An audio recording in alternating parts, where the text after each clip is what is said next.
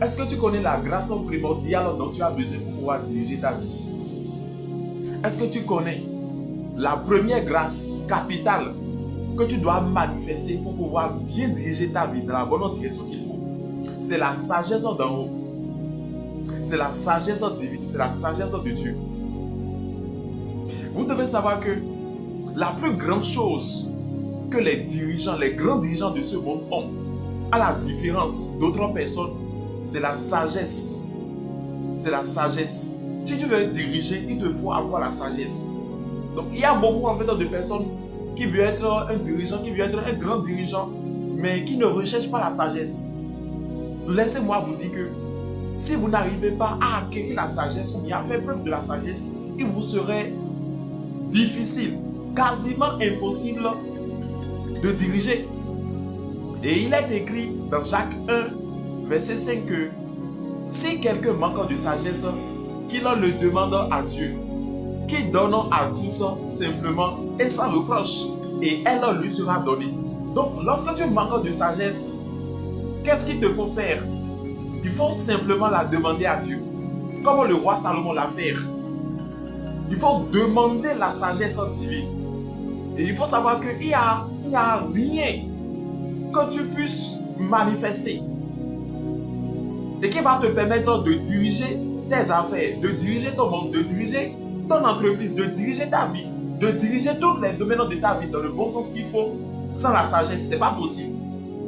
Lorsque tu es animé par la sagesse de Dieu, lorsque tu manifestes la sagesse d'en haut, qu'est-ce qui va se passer? La sagesse divine va t'éclairer dans tes décisions. La sagesse divine va t'amener à éviter de faire des mauvais choix. Elle va t'aider à bâtir ta vie. Une vie stable, une vie équilibrée, une vie fructueuse. C'est ce qu'offre la sagesse de Dieu. Et vous devez savoir que les grands dirigeants de ce monde, ce sont des personnes qui font preuve de sagesse. Et certaines personnes d'entre eux ne sont pas animées de la sagesse divine, mais plutôt de la sagesse diabolique. C'est pour cela que nombreux d'entre eux sont dans des sectes, sont dans des loges, sont dans des cercles où ils font des alliances avec la sagesse diabolique, la sagesse satanique. Et quand ils font cette alliance, cela leur permet maintenant de diriger, cela leur permet maintenant de diriger le monde, de dominer le monde. Donc vous devez savoir, si vous voulez véritablement dominer et diriger, il vous faut la sagesse. Et cette sagesse-là, vous devez savoir que il y a beaucoup de personnes, au lieu de demander cette sagesse à Dieu, ils préfèrent aller l'acquérir, ils préfèrent aller la voir et la manifester, émanant des sources ténébreuses. Et une chose que vous devez garder est que vous ne pouvez pas diriger sans sagesse. Ce n'est pas possible. Vous ne pouvez pas diriger sans sagesse.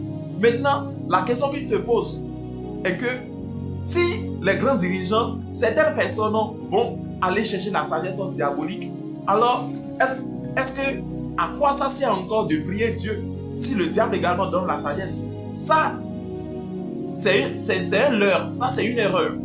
Tout simplement parce que la sagesse que le diable offre, c'est une sagesse d'illusion. C'est une sagesse pour manipuler. Tout simplement parce que lorsque le diable t'offre sa sagesse, il va prendre ta vie en retour. Ça serait au prix de ta vie. Tu vas payer des choses qui seront très chères à toi-même. Tu vas échanger des choses très chères à toi-même pour que le diable puisse t'offrir une sagesse. La sagesse qui peut en fait t'offrir encore serait une sagesse éphémère. Et si tu vas vouloir que cette sagesse soit continuelle, chaque fois il va falloir que tu échanges des choses vraiment chères à toi-même. Mais c'est le contraire avec Dieu. David déclare: demandez simplement et elle vous sera accordée. Demandez simplement et elle vous sera accordée. Il n'y a rien que tu peux payer comme prix pour pouvoir acquérir la sagesse divine et diriger ta vie, dominer dans la vie. Il n'y a pas un prix. Comme ceux en fait qui vendent leurs âmes au diable pour pouvoir diriger. À part le style de vie que tu as en tant que chrétien, ton style de vie c'est un prix. Et c'est le prix que tu vas simplement payer. Parce que ton style de vie, c'est de prier Dieu, c'est de méditer la parole de Dieu, c'est de jeûner, c'est l'adoration que tu offres à Dieu. C'est seulement le prix que tu as à payer.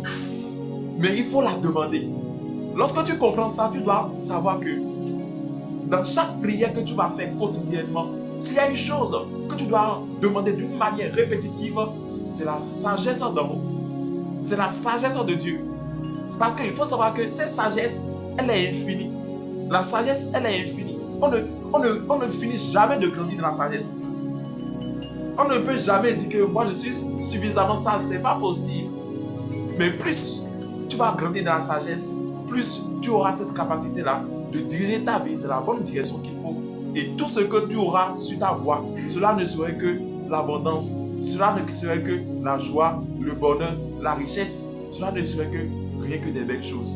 Alors, à partir d'aujourd'hui, vivre dans la sagesse de Dieu, demande la sagesse d'en haut et elle te sera accordée. Que Dieu vous bénisse.